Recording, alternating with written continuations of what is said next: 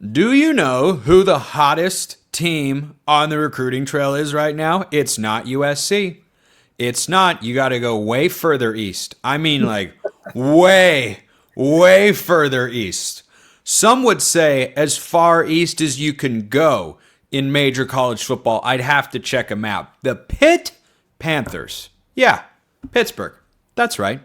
Pitt is the hottest team on the trail. Brian Smith, Locked On recruiting analyst and host of the Portal podcast, is here to discuss. So, Brian, since June 6th, we're recording this show on June 9th. It is airing first and foremost on June 10th. Since the 6th of June, Pitt has added 10 players. 10 players. Some schools haven't had an actual commitment in months. Pitt has added 10 since Friday. Can you explain what's going on here? Well, I mean, I think everybody already knew. Pat Narduzzi, with his great personality, just wows everybody, and that's why they're all coming. That's what it is. No, I honestly, I don't, because like I was going through my timeline and looking at the commitments. I'm like, well, let me go to Rivals. They do it by date. You know, I just start going, I'm like, this is double digits. When was the last time I saw something like this? I don't honestly know the answer to that. And here's the thing. Baltimore, in-state, Florida, Texas. When did Pittsburgh become a national recruiting? Georgia. This is a really random list in addition to some really good players. So I'm surprised. A few of the kids are a little underrated, and they still take some guys that they think they can project. But I'm not even talking about that. The organization, Spencer, to get 10 guys, I don't give a crap if you're Ohio State and they just won the title. It's hard to get 5 guys in a week. 10 in an elongated weekend is just absolutely unfathomable. And congrats to them for getting it done. And maybe they were trying to like time it all up. But part of that is you just got to wow some kids because some of them committed during the weekend while they were on campus, etc. This is absolutely wild. Tip of the cap, by the way, to Pittsburgh's recruiting staff, everybody, and even Pat Narduzzi, the masterful personality that he is, that probably just is stunning for young people. Did you know that none of Pitt's last 3 recruiting classes rank inside the top 40 in the country, Brian? None of them. Right. You'd have to go back a ways. I'll get to that in a moment. The last time they had a class that was inside the top 25, but that's where they are right now. I think the logical follow-up is how sustainable is that ranking at the moment? Because to your point, these are not the highest rated kids in the country at their position. They might go up a hair, but you're dealing with, top 25 to top 40 players at their position nationally, not top 10 to top 15 guys necessarily. So is their current ranking of a top 25 recruiting class just based on volume, really? Or is there some staying power to this to where once other schools start to pick up commitments, they won't just, pass Pitt immediately in the 2026 rankings? I would say it's somewhere in between. I mean, they've got a pretty good size class already. The question is for Pitt, can they get a few more guys? Like they got Rodney Dunbar, one of the kids that I know from this group. He's a receiver from Thomas County Central in South Georgia. He's a really good player. They need 2 or 3 more guys like that, or they will fall down. But maybe they're, again, I was picking on Narduzzi there for a second, but like they figured out something. Who's to say they're not going to get a few more guys that are higher ranked players? And if you're getting kids from Pearland, Texas, which is basically Houston, South Georgia, you're getting kids from Virginia, et cetera. They got a kid from Clearwater High School in Florida. Like, there's no reason to think they're not going to get a few more really good players. So maybe this is the year they break into the top 25. By the way, it shouldn't be that hard at Pittsburgh to have a top 25 class. They share facilities with the Steelers. Come on. It can't be that hard. Well, do you think that's a draw, or do you think it could be a detriment to guys at all? Because college I talk about the distinction between the NFL and college football a lot on this very show, and if it has more of an NFL feel to it, do you think that can turn guys away? Because geographically, you're right. Look at the way Penn State recruits and tell me why Pitt should be, as far down as they are. They hit the number 28 class in their class of 2021 cycle. That's about the highest they've been in the Pat Narduzzi era. I don't know what exactly it is, but like maybe it's part of its NIL and all that. But from what little I know, most of the kids that I speak to are fascinated with NFL facilities and all that.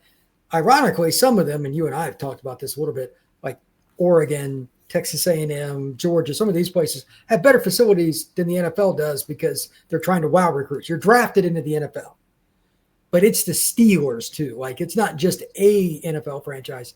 They've shared stuff with the Steelers. That's a top 5 franchise all time in the NFL. I mean, it shouldn't be that hard with that. And its location. They're on the edge of Ohio. They're in Western Pennsylvania. There's all kinds of talent out there. They should do better. Maybe this is the start of something. But they got to start beating Penn State for in-state kids. I don't remember the last time they got a kid over Penn State. That is insane. In the 80s and 90s, that went back and forth for every kid. So they got to figure that out if they're going to take a major step forward. But I don't know. Like it's kind of like their season last year. Won their first 6, lost their last 7. They were a roller coaster. Their recruiting has been that way too. So maybe this is the year. They need some consistency there to finish out. That would be the other thing. If they win big this year, maybe they can flip some kids at the end to get a top 25 class. That always helps. Like Florida's in that situation, Florida State, some other schools, Auburn. Like these coaches that are a little bit of a hot seat, if they win this year, they'll get kids later on too, guaranteed. So it's trivia time, Brian. The highest ranked class I mentioned in the Pat Narduzzi era, it was the 2021 cycle where they hit number 28 with their high school recruiting class, not factoring in the portal. Can you tell me the last time the Pittsburgh football program pulled in a top 25 high school recruiting class? It has happened this century, but do you know the year that it took place? I guess more like 2011, 2012, something like that.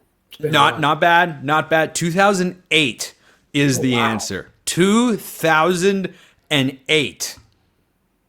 I don't know that I couldn't even tell you Pitt's head coach in 2008. I don't recall that era of Panther football. But do you think there is legitimate top 25 potential at a school like Pitt that's brand is, I think, fine? The school, I'm not up to date with what their NIL commitment and how on track their administration is with their coaching staff and all that sort of stuff behind the scenes. But just from your vantage point, as someone who's covered recruiting for a long time, could Pitt move from being a top 40, 50 recruiting school to being a top maybe 25, 30 year in and year out without cracking the top 20 all the time? Easily. They could be a top 15 program if they had the right booster because of location. They got like the NIL. I've never heard anything about their NIL. And from my experience over the last few years, Spencer, that's not a good sign. That's not a good sign. So that might be part of it. Like name the last 4-star recruit that they got from Penn State, Notre Dame, Ohio State. Who? That's the thing. Got me. That's what I mean. Like at some point it's money. And part of it, I know last year, one of the reasons they got better is the kids that were just greedy, they got rid of them. So they got more chemistry. But you got to find that in-between fine line, that silver lining. Some of the kids, you're going to have to pay to get up over the top. And they don't have the depth that they used to. I mean, that used to be a top 15 program every year. 70s and 80s, they were dominant. And they just, something changed in the administration, something, because the money is just not there. I don't know why. I've never looked into it, but like Penn State doesn't even think about them anymore. That's sad. And it'd be great if Pittsburgh was better. To be honest, I wish they were, but something's off. And I'm guessing the backing is financial.